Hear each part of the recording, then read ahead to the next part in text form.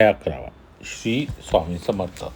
श्री गणेशाय नमः. श्री सद्गुरुवे नमः. शिष्यांनी गुरुचरणी विनविले, धन्य धन्य आपली तारक वाणी. श्री गुरुलीला ऐकून अजूनही तृप्ती झालेली नाही. हे अमृतप्राशन आहे, त्याचा कंटाळा कोणीही करणार नाही. स्वर्गातील अमर भाग्यवंत जीवांना नित्य अमृत प्राप्ती होते. मात्र तेथील भोगाला जे जीव फार कंटाळतात, मृत्यूलोकी आम्हाला नरजन्म मिळावा असे इच्छितात, पूर्ण ब्रह्म सनातन परमेश्वराची उपासना, तीव्र वैराग्य, भक्तिज्ञान प्राप्त व्हावे म्हणून भगवंताकडे विज्ञापना करतात. स्वामींच्या दिव्यांगांच्या भोगांचा अमृतप्राशनाचा त्यांनाही वीट येतो.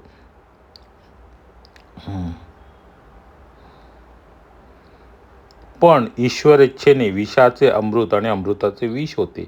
मग अमृताला अमृत कशासाठी म्हणावे? त्याहून श्रेष्ठ आहे श्री गुरुलीला अमृताचे प्राशन. बघा, म्हणजे अमृताशी सुद्धा गुरुलीला अमृताची तुलना केली.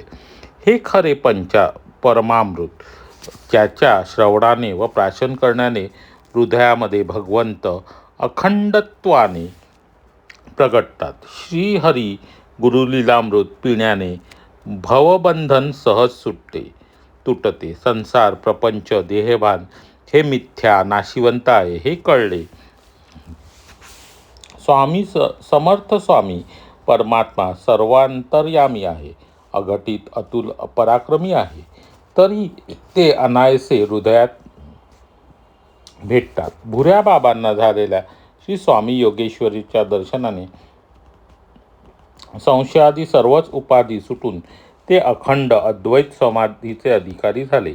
अशा लीलांचे ते अमृत पिण्याची आस ज्यांस लागली असेल, त्यांना परोपकार म्हणून या ग्रंथास पाजा. आपल्या सत्व शिष्यांच्या या विनवणीने श्री गुरूंच्या मनास आल्हाद वाटला. भक्तांचा शुद्ध भाव, त्यांची तल्लीनता त्यांना भावली. ते प्रेमभावाने म्हणाले, तुझ्या निमित्ताने हे परमरहस्य उचंबळले आहे. ते ऐक. नदी, कूप, सागरामध्ये भरपूर पाणी असते. ते सर्व जीवास आवश्यकतेनुसार हवे असते. मात्र कमलपुष्पाला त्याच पाण्यामध्ये निरंतर निवास हवा असतो. तसेच भगवंताला अनन्य भावाने शरण गेलेल्या भक्ताला, अंतःकरण शुद्ध झालेल्या मानवास परमेश्वराचा वियोग क्षणभरही सहन होत नाही. ज्या पवित्र भक्ताला परमेश्वराचे स्वरूप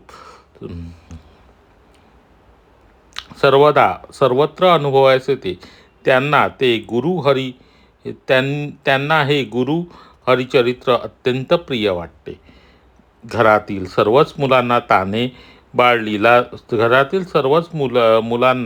तानेलाल बाळ लीला दाखवते, परंतु आईला पाहताच ते आणखीन नाचून दाखवते.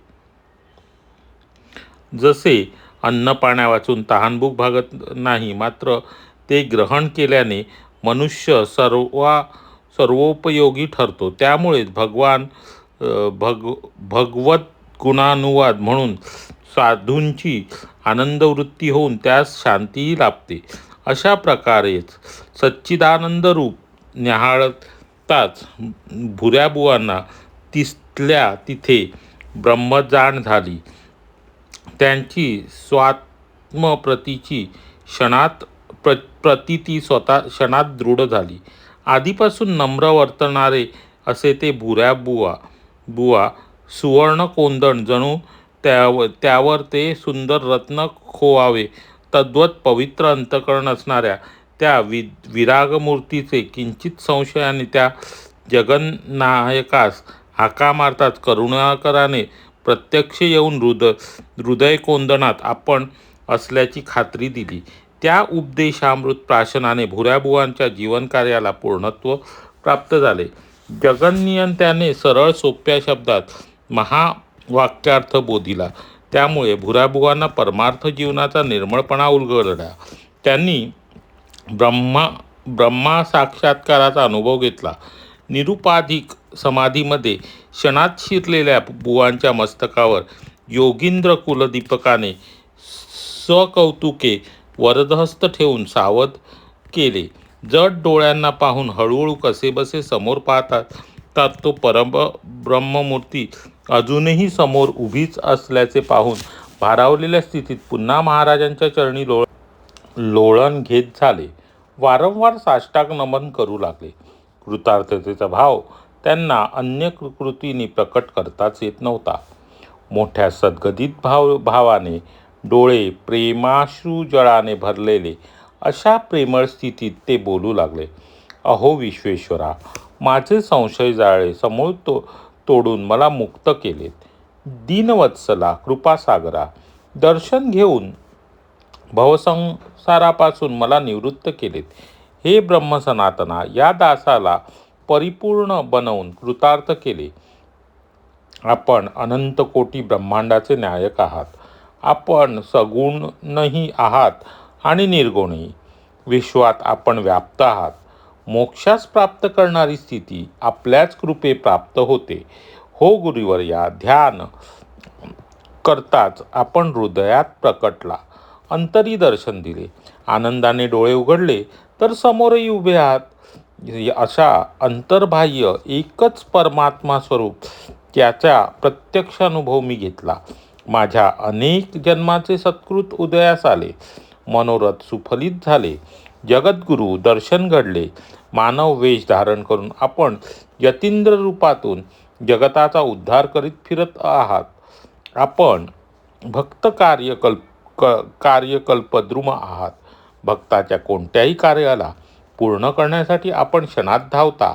आपणासारखा योगीश्वर दुसरा नाहीत. 84 लक्ष योनींचा फेरा फिरत फिरत हा मानवी जन्म मिळाला. पण आपणास प्राप्त करण्यासाठी जी महदावस्था, जी सायुज्यता असली पाहिजे ती आपल्या दर्शनाने प्राप्त झाली. स्वस्वरूपी सहज पावलो. त्यासाठी मी आजपर्यंत अनुष्ठान, व्रत, जपाचा धर्म आचरला. ते द्वारकनाथ भगवान श्रीकृष्ण आज मी सहज पाहिले. त्या प्रसंगावेळी उभे असलेले असंख्य साधुसंत आश्चर्यचकित होऊन म्हणू लागले, आम्ही श्री गुरुदेव दत्त दर्शनच घेत आहोत. प्रकट होणे, अंतर्धान पावणे या आविष्कारात जे योगीराज दिसतात, मग षोडोपचाराने पूजन, मंगलारती, कीर्तन, गीतगायन, वाद्यवादन, नामगजर अशा प्रकारे मोठाच सोहळा रंगला. विविध प्रकारच्या पुण्याच्या उधळणीने वातावरणात एक वेगळाच सुगंध भरला होता. ब्रह्मानंद सागराच्या लाटा उसळून त्यात समस्त जन न्हावून गेले. द्वारकापुरीमधला वेगळेपणा जाऊन सर्वत्र सारखेपणाच अनुभव प्रत्येकजण घेत होते. गुणलीला प्रसंग वर्णन करण्यास हा ग्रंथ करता पुरेसा पडणार नाहीच. मी आहे कोण असा की काही लिहिणार. मी तूपणा आता राहिलेला नसून श्रीहरी जगदीश्वर सर्वत्र असल्याचा, स्वलीला कार्य करीत असल्याचा प्रत्यय येतो आहे. परमात्म्याचे स्वरूप शब्दाने वर्णन करता येणारे नाही, परंतु वेदशास्त्र पुराणात शब्दानेच सांगण्याचा प्रयत्न होतो. ते आपल्या अज्ञानी चर्मचक्षूंनी, या देहीच्या नेत्रांनी सहज दिसू शकणारे रूप नाही, पण त्याचे जसेच्या तसे वर्णन उपनिषदामध्ये साकार झालेले दिसते. तत्त्वमस्यादी या महावाक्यार्थ ज्ञानाच्या शिकवणीनुसार या लक्षणांनी प्रतिपादिलेल्या ज्ञानाच्या आधारे वाटचाल केली तर जीव व ब्रह्म यांच्या ऐक्याचा अनुभव स्वतःला प्राप्त होतोच होतो.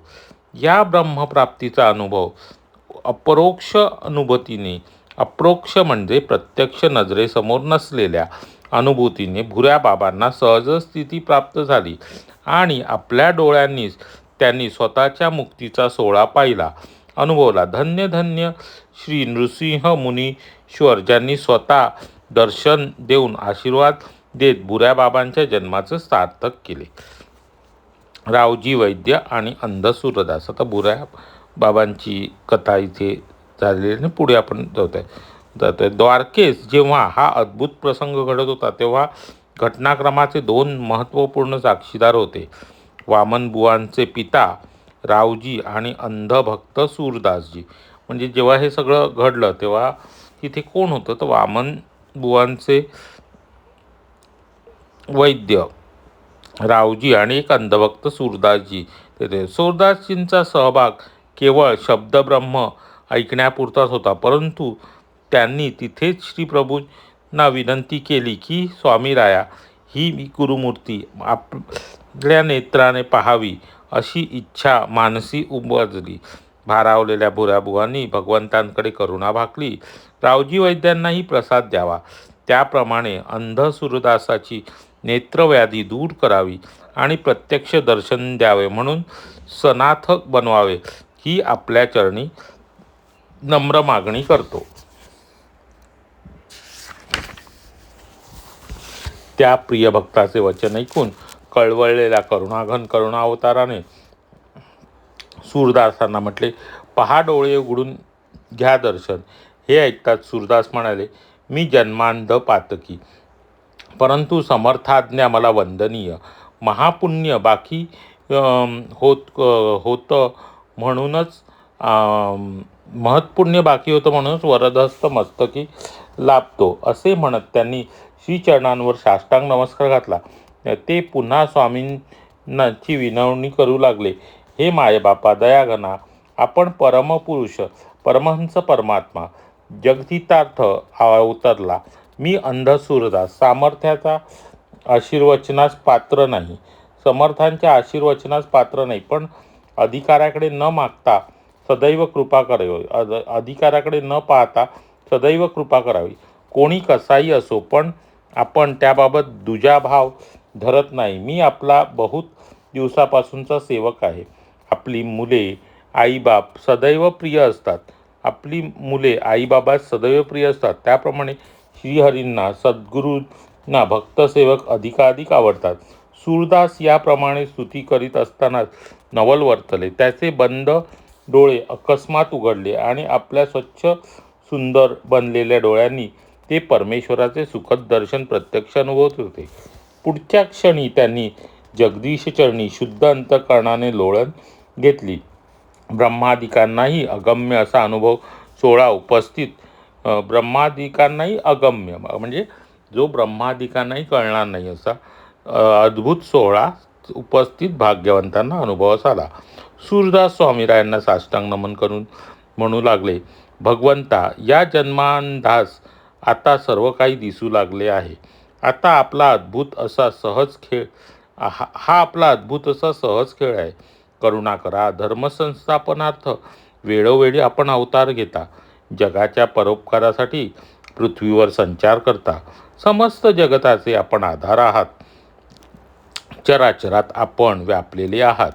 सर्व जीव मात्र अविद्येने अज्ञानाने अखंडपणे संसार प्रपंचात गुरफटलेले असतात. जिथे सुखाचा लवलेशही नसतो तिथे चिरकाल खितपत पडलेले असतात. देह नाशविंत आहे. जीवन क्षणभंगूर आहे. उपभोग प्रपंच संसार हा अत्यंत विरस असून त्यात खरे स्वतःच्या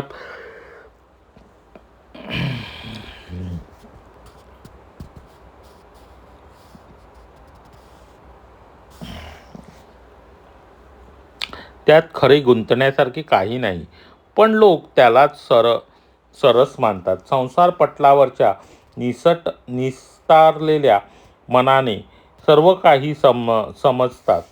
स्वतःचा प्रपंच नाशिवंत आहे हे वरवर मान्य करतील, पण अज्ञानमोहाला ते कवटाळून बसतील, सोडणार नाहीत, समजून वागणार नाहीत. संसारातील उपभोगाचा कोणी कंटाळा करत नाही.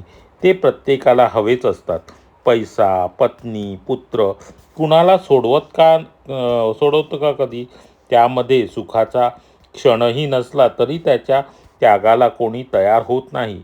हे कलियुगाचे युग आहे. प्रत्येक प्राणी विषयभोगाला आसक्त झाला आहे. विद्येचाही इथे मद चढतो. धनाने येणाऱ्या उन्मत्तपणाला तर इकडे सीमाच नाही. किती जण आपल्या लंपटपणा लपवू शकतात. प्रत्येक जण देहाभिमानात मग्न असतो. देहाभोगाच्या स्वाधीन असतो. अंशाच्या डोळ्यामध्ये अज्ञानाचा धूर भरला आहे. ते ज्ञानांध लोक ईश्वर ओळखतील कसा? आचार्य गुरुजन, जनकजननी, साधू संत, महात्मेजन, वेदशास्त्र विहित स्वधर्म आदींचा बहुतेक जण अनादर करतात. म्हणजे बहुतेक जण कोणाकोणाचा आदर करतात बघा. आपण कोणाचा आदर केला पाहिजे? तर आचार्य म्हणजे आपले गुरुजन, आता गुरुजन ते जनकजननी म्हणजे ज्यांनी आपला जन्म दिला आहे, साधू संत, महात्मेजन आणि वेदशास्त्र विहित सद्धर्म म्हणजे वेदशास्त्राप्रमाणे सद्धर्म, या सगळ्यांचा अनादर बरेच जण करत असतात. त्या जीवांवरील गर्वाचा प्रभावच तसा असतो.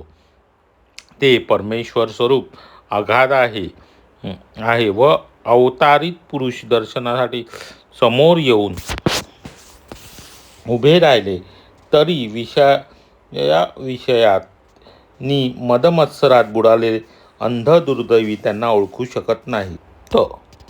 त्या संदर्भातले वृत्तही त्यांच्या कानात शिरत नाही. परंतु त्यांच्यावर संकटाचे डोंगर कोसळले, ते रोगाने ग्रस्त झाले, त्यांना दारिद्र्याने पिडले, संसारात वावटळे आली, कुटुंबात छेद पडला, परिस्थितीने व्याकुळ झाले की मग सगळेजण शुद्धीवर येतात.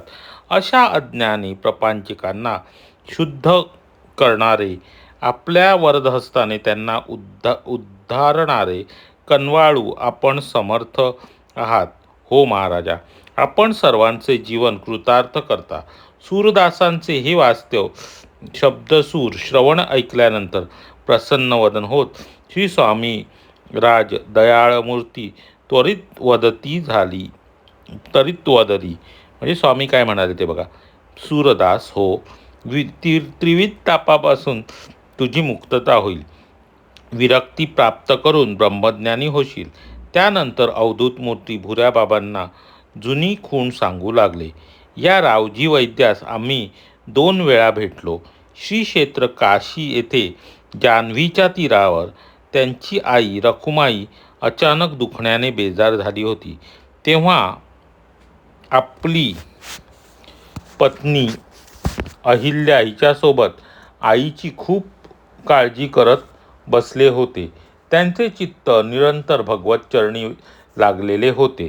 ते खरे भोळे व भाविक आहेत. या नगरकर वैद्याच्या वंशाला सप्तशृंगी निवासिनी जगदंबा व त्र्यंबकेश्वराचा आशीर्वाद आहे. त्याच्या पूर्वजात त्यांच्या पूर्वजांत सिद्ध पुरुष होऊन गेलेत. ते स्वतः सदाचार राखून तीर्थयात्रा करीत असतात. अशाच त्या एका काशी यात्रेवेळी एक दुःखद प्रसंग ओढवला असताना आम्ही त्यांच्या मातोश्रींना हाताला धरून सावध केले. आणखी ओळखीची खूण म्हणजे त्यांची काशी नामक लहान कन्या या भेटीच्या आदल्याच दिवशी त्या उत्तम शिवक्षेत्री पंचत्वास पावली होती. त्यानंतर पुन्हा एकदा प्रसिद्ध क्षेत्र ब्रह्मावर्त येथे विश्वनाथ ब्राह्मणांच्या घरी दर्शन घेऊन त्यांच्यावरील संकट दूर केले. एव्हाना श्रीमुखाच्या दर्शनाला यापूर्वी लाभ झाल्याची ओळख श्रीकरवीच पटताच अंतरीची परमात्म्याची खरी ओळख होऊन त्या दिव्य देहासमोर रावजी वैद्यांनी साष्टांग दंडवत घेतले. कळवळून निवेदन करू लागले, जगन्नाथा, अपराध झाला. भगवंता क्षमा करा. आपल्या चरणकमलांवर आता अनन्य भावाने शरण आहे. मी मूढमती संसारिक कसे ओळखले नाही पहा. हे कमलनयन, दत्तावधूत, योगीश्वर तिलक, जगतपालक, परमपुरुषा, आपण पूर्ण ब्रह्म आहात.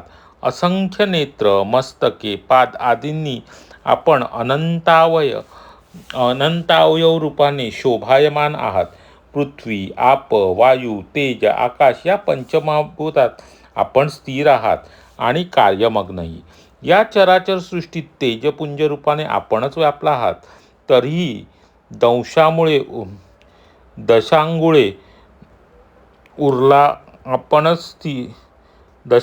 उरला आहात. नाभिकमल स्थानातून दशांगुळे वर हृदय असते. त्याच स्थिर असणारे भगवत स्वरूप साक्षात आपण आहात. जनकल्याणार्थ आपण प्रसंगी देह धारण करता, तरी जगताच्या हृदयस्थ आपण आहात. दिसणारे जग नाशिवंत हे खरे, पण त्याला बाध आपणास नाहीत. त्याचा बाध आपणास नाही. आपण अविनाशी स्वामी आहात. आपण मोरेश्वर आहात. जन्म मरणाचा आपणास काही स्पर्श होत नाही. भूत वर्तमान भविष्यादी कालत्रयात उत्पन्न होणारी सकल विश्वातील सर्व भूते प्राणी मात्रादी सर्व या परमपुरुषाचे चतुर्थांश असतात. हे अवघे एकपाद रूप आहे. होय, अन्य त्रिपाद स्वरूप विनाशारहित असते. ते स्वप्रकाश स्वरूप आपणच आहात. वेद श्रुती सत्य ज्ञान अनंत ब्रह्म इति या शब्दात गरजतात, तरी पादचतुष्ट्याने निरूपण करणे केवळ अशक्यप्राय आहे. सत्य ज्ञान अनंत असे ब्रह्मस्वरूप बृहत म्हणजे अत्यंत विस्तृत आहे. त्याच्या समोर नाशिवंत जगाचे स्वरूप अत्यल्प असते, मिथ्या असते, दृश्य असते, म्हणून टिकणारेही नसते. पण पूर्ण ब्रह्म स्वयंप्रकाशी असते, ते आपणच आहात. आपण अनंत कोटी ब्रह्मांड दिश आहात. एखाद्या घड्यामध्ये वा घरामध्ये आकाश म्हणजे पोकळी असते, पण बाहेरील महदाकाश हे अधिक व्यापक असते. घटमटादी भंगले तरी महदाकाश जसे आहे तसेच असते. अपुऱ्या उजेडात वा काळोखात दोरी पडलेली असतानाही अजाणतेपणामुळे सापसाप म्हणून भुई थोपटण्याचा प्रकार होतो. सर्प भ्रांती होऊन पाहणारा चळाचळा कापतो, भयाने थरथरतो. पण वस्तुस्थिती कळल्यावर जमणाऱ्यांचे, रडणाऱ्यांचे, ओरडण्याचे हसे होते. दोरी असण्याविषयी झालेले ज्ञान, गैरसमज दूर झाल्यावर तेच लोक निर्धास्त होतात, हसतात, शांत होतात. असाच समज जग असण्याचा कल्पनेबाबत होतो. दिसते हे खरे, पण ज्याचे अस्तित्व टिकणारे नाही, ते बदलेल, नष्ट होईल, म्हणून मिथ्या आहे. खरे नव्हे तर सत्य नव्हे. सत्य जे टिकते तेच आत्मज्ञान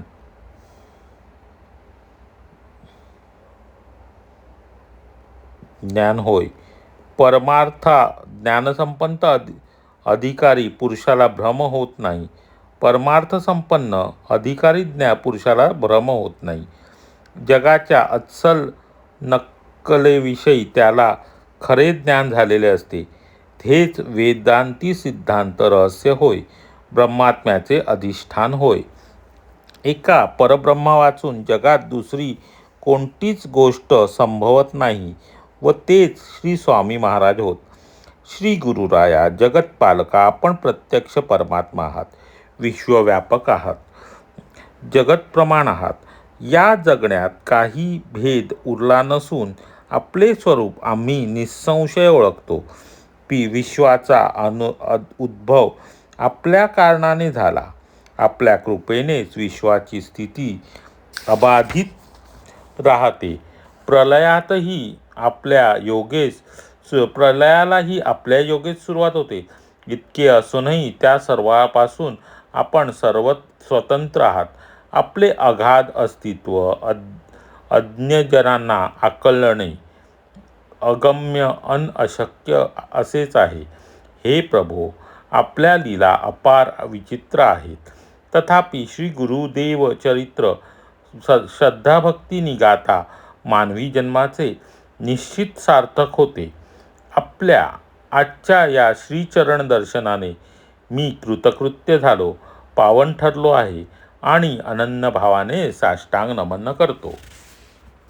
प्रेमळ निजभक्ताच्या मुखाचे ते स्तवन ऐकल्यावर आनंदलेल्या भक्तवत्सलाच्या मुखातून आशीर्वादा वाणी खवू लागली. निश्चितपणे तू संदेह रहित होऊन परमात्मजन्मस्वरूप तल्लीन झाला आहेस. तुझ्या वंशावर असलेला शिवशक्तीचा कृपाप्रसाद वाढतच राहील. तुम्ही निरंतर परमानंदात सुस्थिर व्हाल.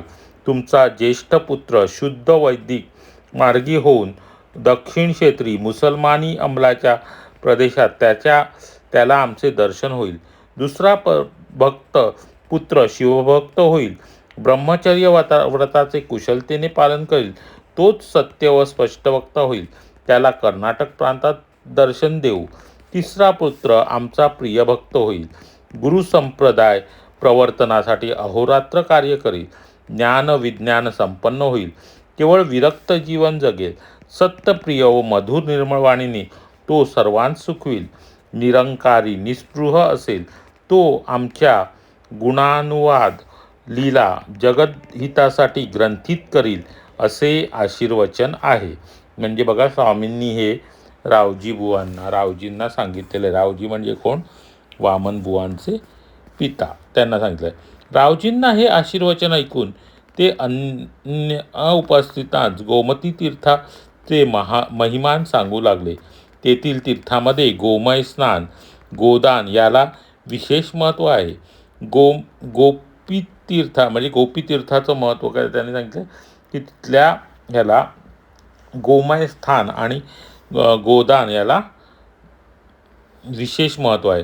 गोपीतीर्थाचे गोपीचंदन भाळी लावले तर पुण्यप्रदच आहे. ते लावून गोपीनाथाचे दर्शन घेता मायाजाळापासून मुक्तता होते. गोमय स्थान, गोदान, गोपीतीर्थ, गोपीचंदन, गोपीनाथ हे गकार अतिदुर्लभ होत. तेथील चक्रतीर्थ, पद्मतीर्थ, शंखोद्वार तीर्थ अपार पुण्यदायक आहेत. शंखोद्वार तीर्थादी अनेक शंख मिळतात. ते सुंदर, शोभिवंत आणि लाभकारक असतात. शंखोदक देवास फार प्रिय असते. म्हणून पांचजन्य म्हणूनही तो सर्वमान्य आहे. एकूण द्वारकावती क्षेत्र हे देवतामय असून त्याचे दर्शन सर्वांना तारक आहे. समपुरीमध्ये द्वारकावती प्रसिद्ध असून ते परब्रह्मस्वरूप श्रीकृष्ण भगवानाची मूर्ती जगदोद्धारासाठी विराजित आहे. गोमती समुद्र संगमातील पंचकूपातले जल गोड मधुर आहे. असंख्य भक्तगण तेथील पवित्र जल भरभरून नेतात. या द्वारका महाक्षेत्रावर बनलेला भक्तसखा श्रीकृष्ण परमात्मा गरीब श्रीमंत या सर्वांना समानतेने दर्शन देत उद्धरतात. अनेक तीर्थावर अनेक देवता असतात, तरी त्रैलोक्यात व्यापक भगवंताचीच ती रूपे होत. याच कल्याण न वाळणं वाचा हृदयस्थ वास असतो. थोडक्यात तीर्थमहिमा सांगून झाल्यावर सर्व जण भुऱ्या बाबांचे स्थानी परतले. स्वामीराजे सिंहासनावर बसवून आपल्या भक्तगणांनी त्यांचे पूजन केले. आनंदाने जय जयकार करण्यात आला. मंगल आरती झाली. त्या हृदयंगम सोहळ्यात साधू वृद्ध तल्लीन झाला होता. तिकडे सच्चिदानंद कंद श्री स्वामी महाराज गुरूंच्या भजनाचा परमानंद ओसंडून वाहत होता. या सोहळ्यानंतर श्री स्वामी महाराज सर्वांस आशीर्वाद देऊन भुऱ्या बाबांच्या सदनीच पाहता गुप्त झाले. पुढील अध्यायी अखिल ब्रह्मांड नायकाच्या कथा मांडल्या जातील. त्या वाचून पूर्ण श्रोतेजनांस सार्थकता प्राप्त होईल असे हे श्रुती स्मृती पुराण संमत अद्वितीय गुरुलीलामृत त्याच्या गुरुशिष्या संवादरूप 11वा अध्याय येथे समाप्त होत आहे. श्री स्वामी समर्थ. आता आपण आजच्या ह्याच्या स्वामी गुरुलीलामृताचा 11वा अध्याय पाहिला. 10व्या अध्यायामध्ये सुद्धा श्री स्वामींची लीला आपण पाहिली होती. भुऱ्या बाबांची कथा तिकडे आली होती आणि ती भुऱ्या बाबांची कथा 11व्या अध्यायात पुढे आलेली आणि बुऱ्यान बाबांसोबत तिथे अजून 2 जण होते, ज्यांना स्वामींनी कृतकृत्य केलं आपल्या आशीर्वादाने. तर त्या 2 व्यक्तींची नावे आता सांगायची. 11व्या अध्यायात बुऱ्या बाबांसोबत आणखीन कोणावर स्वामींनी आपली कृपा केली ते आपल्याला इथे सांगायचं आहे. श्री स्वामी समर्थ. मागच्या वेळी आपण उत्तरं लिहून ठेवायला सांगितलेली, तर आता मागे लिहून ठेवलेली आजच्या भागापर्यंतची उत्तरं आपण मला पाठवायची आहेत. उद्या आज गुरुवार आहे, तर या गुरुवारी आपल्याला आतापर्यंत विचारलेले जे प्रश्न होते, ज्यांनी उत्तरं दिलेली नाहीत त्यांनी पाठवा, आणि ज्यांनी द्यायची आहेत नवीन लिहिलेली उत्तरं पण आज सांगायची.